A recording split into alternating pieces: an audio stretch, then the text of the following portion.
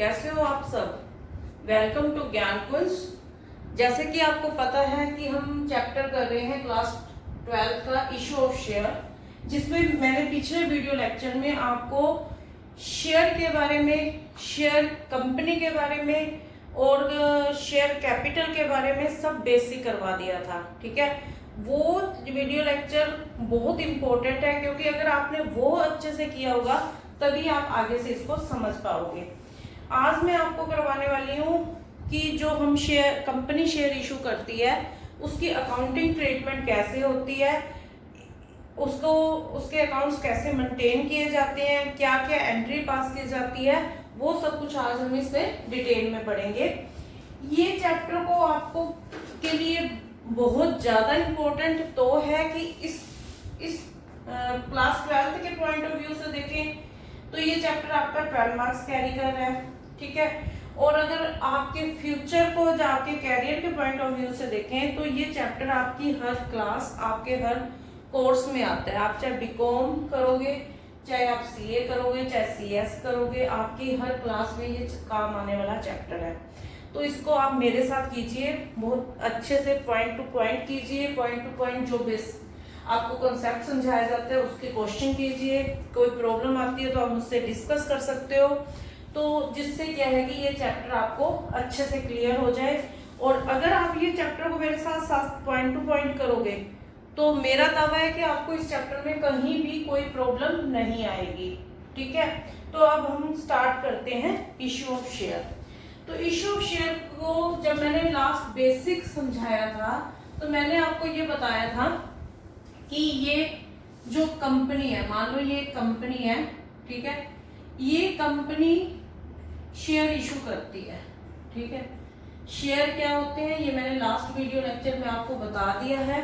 जब कंपनी अपने share issue करेगी तो अगर मान लो कि कंपनी का शेयर 100 रुपीज का है, ठीक है, तो कभी भी कंपनी इस 100 रुपीज को इकट्ठे नहीं मंगवाती है, कंपनी इसको ब्रेक करके मंगवाती है।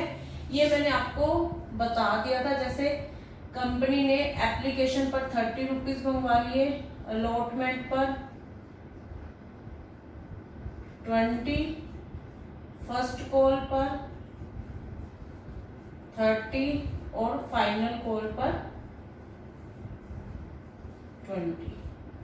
ये मैंने आपको बताया था कि फर्स्ट कॉल और फाइनल कॉल के बीच में कंपनी सेकंड कॉल भी मंगवा सकती है। कंपनी जितनी चाहे कॉल मंगवा सकती है, अकॉर्डिंग टू अपनी रिक्वायरमेंट के अकॉर्डिंग कंपनी क्या करती है, पैसा मंगवाती है। ठीक है, अब आज हम सीखेंगे कि जब कंपनी ये सब मनी मंगवा रही है, जब इसकी अकाउंटिंग ट्रीटमेंट कैसे करती है, इसकी जनरल एंट्रीज कैसे पास की जाती हैं, उसके बारे में हमने आज सीखना है। तो वो हम देखेंगे कि कैसे होता है। तो आप इसकी जो हमारे क्लास 12 के जो सिलेबस है उसमें आपके सिलेबस में इसके लिए जर्नल एंट्रीज है, ठीक है, और बैलेंस शीट है। तो हम इसी चीज पर फोकस करेंगे, जर्नल एंट्रीज और बैलेंस शीट के ऊपर। तो आज हम पहले इसकी जर्नल एंट्री सीखते हैं। अब हम इसकी अकाउंटिंग ट्रीटमेंट को समझने के लिए एक एग्जांपल लेकर चलते हैं कि एक कंपनी है एबीसी लिमिटेड जो इशू कर रही है अपने 5000 शेयर, जिसका उसका जो शेयर है वो क्या है, शेयर 10 रुपीज का है, जिसमें कंपनी क्या कर रही है, इनवाइट कर रही है एप्लीकेशन मनी। एप्लीकेशन पर कंपनी मंगवा रही है 3 रुपीज, अलॉटमेंट पर 2, फर्स्ट कॉल पर 3 और फाइनल कॉल पर 2 रुपीज। ठीक है, ये कंपनी अपनी रिक्वायरमेंट के अकॉर्डिंग मंगवाती है, जो कंपनी को रिक्वायर्ड होता है उसके अकॉर्डिंग कंपनी अपने अमाउंट को मंगवा लेती है। तो अब हम ये सीखेंगे कि इसकी ट्रांजैक्शंस जो की जाती हैं या इसकी अकाउंटिंग ट्रीटमेंट कैसे की जाती है उसके बारे में समझेंगे।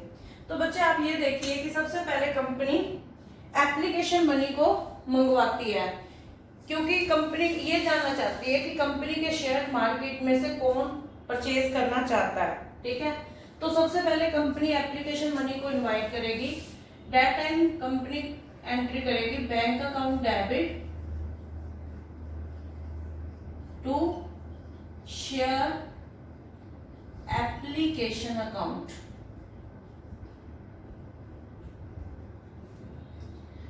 अब कंपनी के टोटल शेयर 5000 है और एप्लीकेशन मनी है 3 रुपीज, तो कंपनी के पास टोटल मनी आ जाएगी 15,000। ठीक है।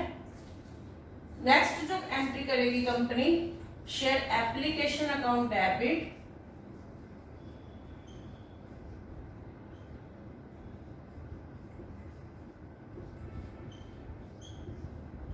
टू शेयर कैपिटल, तो ये अमाउंट में 15,000 आएगी। आप इस एंट्री को बच्चे इस वे में समझिए कि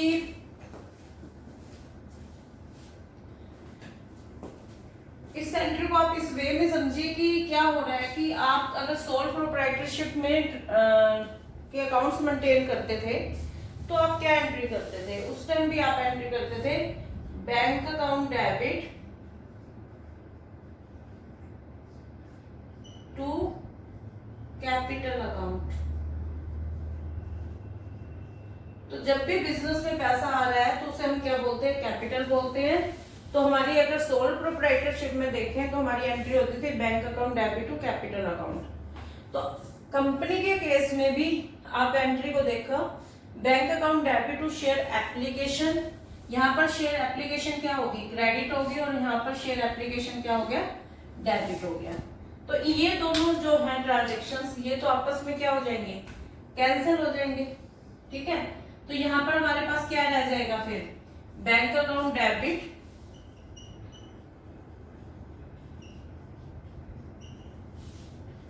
टू शेयर कैपिटल। ठीक है। तो ओवरऑल जो इसका नेट इफेक्ट आ रहा है वो वही आ रहा है, bank account debit to share capital. ठीक है। अगर आपको बच्चे क्वेश्चन में शेयर के साथ स्पेशल मेंशन किया हुआ है कि इक्विटी शेयर है या प्रेफरेंस शेयर है, तो वो आप यहाँ पर इसके साथ मेंशन करोगे। अगर आपको पास इक्विटी शेयर है तो यहाँ लिखोगे टू इक्विटी शेयर एप्लीकेशन, फिर लिखोगे equity share application account debit to equity share capital. ठीक है। और अगर आपके पास प्रेफरेंस शेयर है तो यहाँ पर लिखोगे preference share application account debit to preference share application account debit to share preference share capital. ठीक है। तो आपको जो भी क्वेश्चन में मेंशन होंगे आप उसके अकॉर्डिंग शेयर के नेम के साथ इसको एंट्री को कर सकते हैं। ठीक है। और ये करना भी चाहिए। ठीक है। उसके बाद हमारी नेक्स्ट एंट्री जो होगी वो होगी शेयर अलॉटमेंट की। ठीक है। तब हमारी एंट्री होगी शेयर अलॉटमेंट अकाउंट डेबिट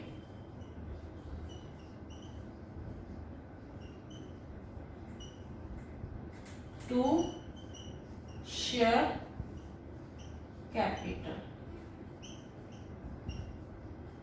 ठीक है। और नेक्स्ट एंट्री होगी हमारी बैंक अकाउंट डेबिट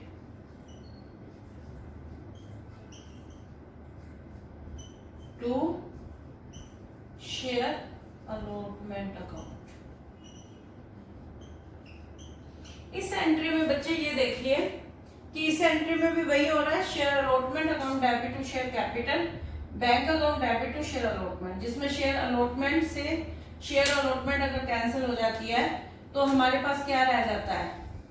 हमारे पास यही रह जाता है bank account debit to share capital. तो नेट इफेक्ट हमारे पास यही आएगा कि bank account debit to share capital. ठीक है।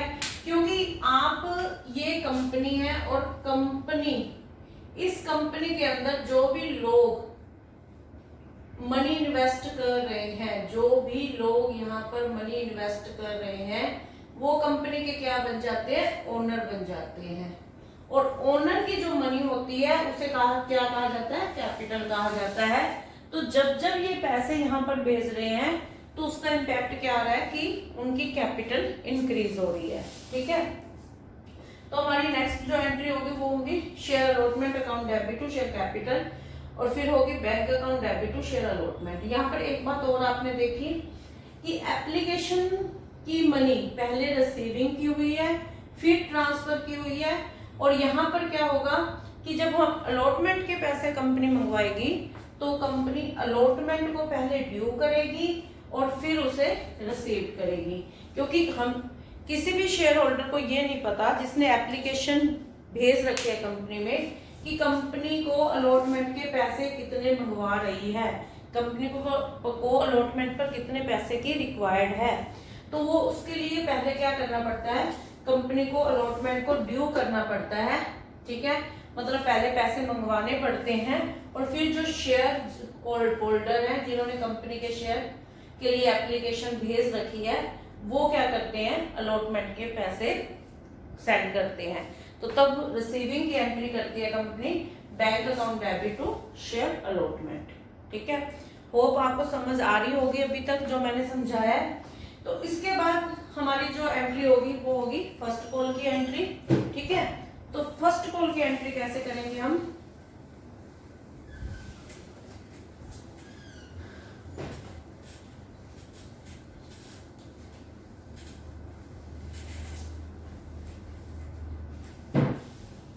फर्स्ट कॉल की जो एंट्री होगी वो सेम होगी अलॉटमेंट की तरह, share first call account debit to share capital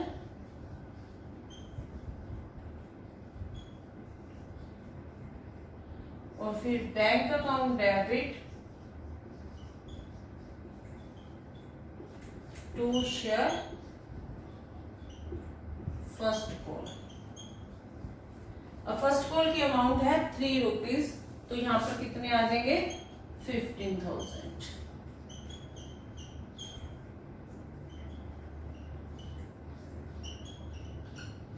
same ऐसे ही बच्चे कंपनी फाइनल कॉल की एंट्री करेगी, share final call account debit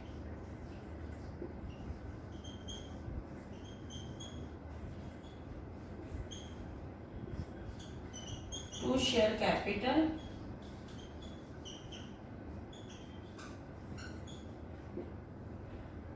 और बैंक अकाउंट डेबिट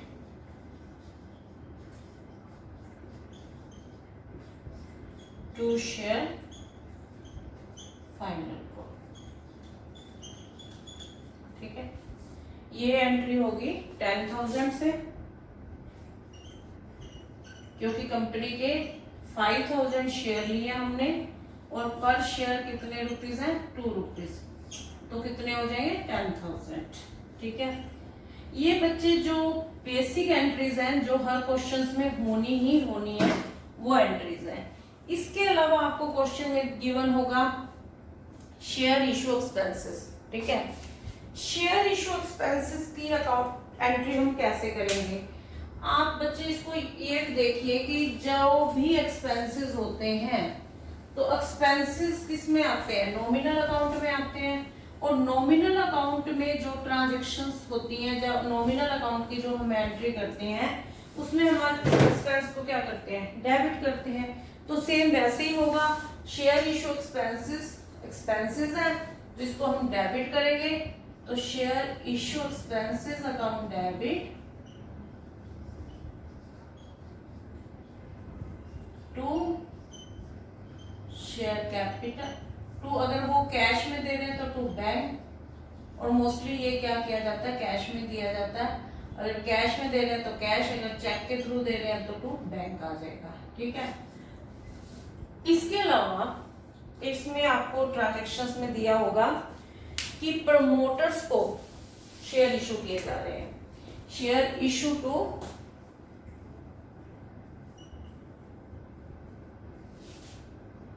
प्रमोटर्स। ये प्रमोटर्स वो होते हैं जो उन बिजनेस की एस्टेब्लिशमेंट में काम करते हैं और उनको उनकी सर्विसेज के बदले में फुल्ली पेड शेयर इशू किए गए हैं। ठीक है, तो जो फुल्ली पेड शेयर जब इनको इशू किए जाते हैं तो उसके लिए जो हमारी एंट्री पास की जाती है वो की जाती है इनकॉर्पोरेशन कॉस्ट अकाउंट डेबिट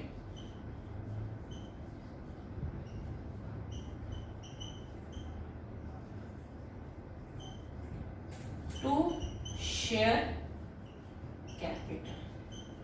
ठीक है, ये कुछ बेसिक एंट्रीज है जो आपको हर क्वेश्चंस में करनी ही करनी है।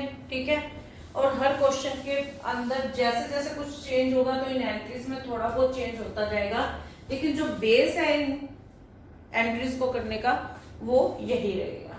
ठीक है, अब आगे मैंने आपको पिछले लेक्चर में बताया था कि शेयर जो इशू होते हैं, इशू ऑफ शेयर दो टाइप से होता है। एक होता है एट पार और एक होता है एट प्रीमियम। ठीक है, अगर आपके शेयर एट पार इशू हो रहे हैं तो अभी तक जैसे मैंने ट्रांजैक्शंस की हैं वैसे ही होंगी, जैसी एंट्रीज मैंने समझाई हैं वैसे ही करनी है। लेकिन अगर issue at par at premium हो रहा है, दैट टाइम आप कैसे ट्रांजैक्शंस को करोगे या एंट्रीज को करोगे? तो इशू एट प्रीमियम का मतलब मैंने आपको बताया था, जैसे 10 का शेयर 12 रुपीज में जा रहा है। ठीक है, तो उसे हम कहते हैं कि इशू एट प्रीमियम। तो इसकी जब अकाउंटिंग एंट्रीज हम करते हैं तो एंट्री कैसे की जाती है, या हमारी एंट्री में क्या चेंज आ जाता है, उसके बारे में हम देखते हैं। अगर देखो शेयर अगर इशू एट प्रीमियम है तो प्रीमियम मोस्टली, हर टाइम नहीं, मैं बोल रही हूँ मोस्टली जो होता है प्रीमियम अलॉटमेंट के टाइम होता है। ठीक है, तो अलॉटमेंट की जो एंट्री है उसमें क्या आ जाएगा, कुछ चेंज आ जाएगा, बाकी आपकी एंट्रीज क्या रहेंगी, सेम रहेंगी।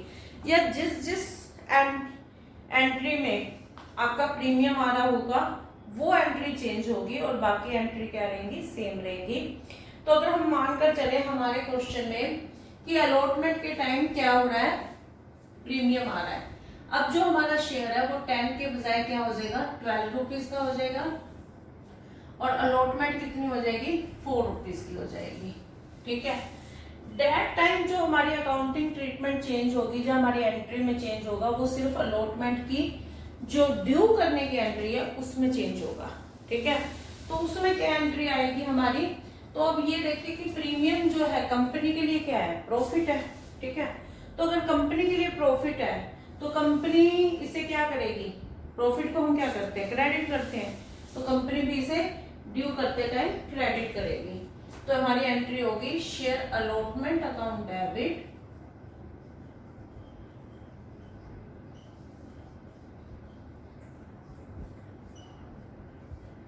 टू शेयर कैपिटल और टू एसपीआर। एसपीआर होता है सिक्योरिटी प्रीमियम रिजर्व। ठीक है, तो टू एसपीआर कर देंगे। अब हमारा जो शेयर था वो टोटल था 4 रुपीज का, इंटू 5 करेंगे तो यहाँ बन जाएंगे 20,000। ठीक है, जिसमें 2 रुपीज तो किसके हैं, कैपिटल के हैं, तो 5,000 इंटू 2 कैपिटल के और 5,000 इंटू 2 प्रीमियम। तो यहाँ पर आ जाएगा शेयर कैपिटल में 10,000 और प्रीमियम में 10,000। ठीक है, जो नेक्स्ट एंट्री होगी हमारी bank account debit to share allotment, उसमें हमारी रिसीविंग कितने की आएगी, 20,000।